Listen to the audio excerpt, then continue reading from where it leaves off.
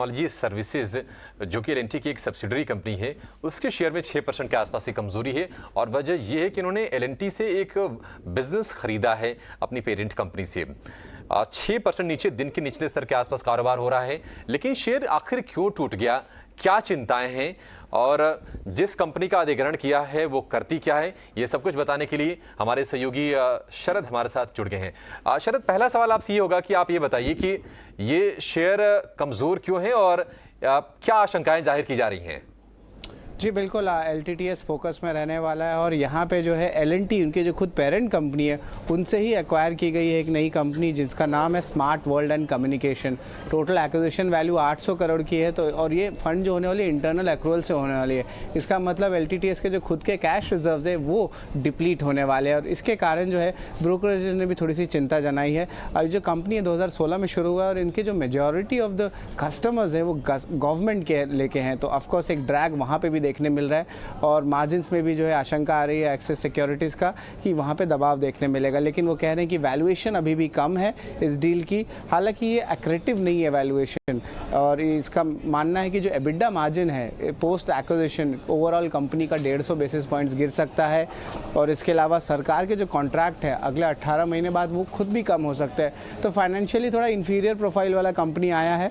Of course एक L&T overall कहेंगे तो एक स्ट्रैटेजिक मूव जो है वो कहा जा सकता है और अधिग्रहण के कारण मार्जिन और बैलेंस शीट में दबाव रहेगा और रेटिंग भी जो है 22 से घटकर ऐड हो गई है और लक्ष्य 4600 रुपीज़ से घटा के 4100 रुपीज़ कर दिया गया है।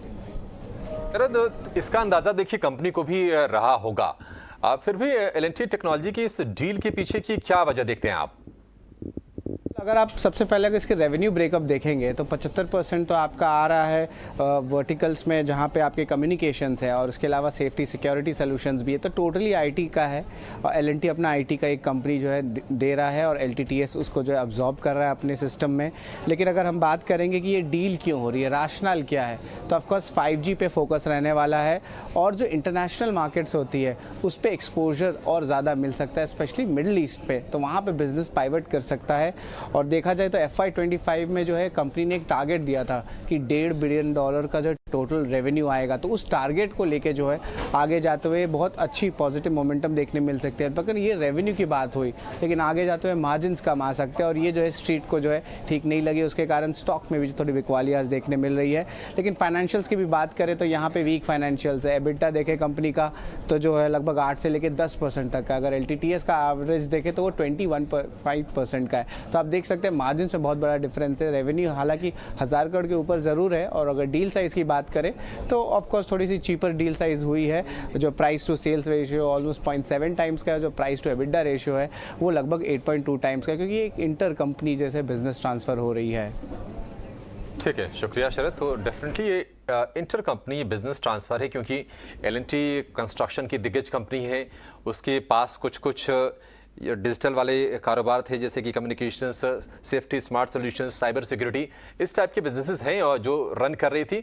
और अब सोच ये रही होगी कि अब जो इनकी टेक्नोलॉजी कंपनियां हैं, एक तो L&T टेक्नोलॉजी है, दूसरा L&T इन्फोटेक है, L&T टेक्नोलॉजी सर्विसेज में उन्होंने इस बिजनेस को ट्रांसफ़र किया है।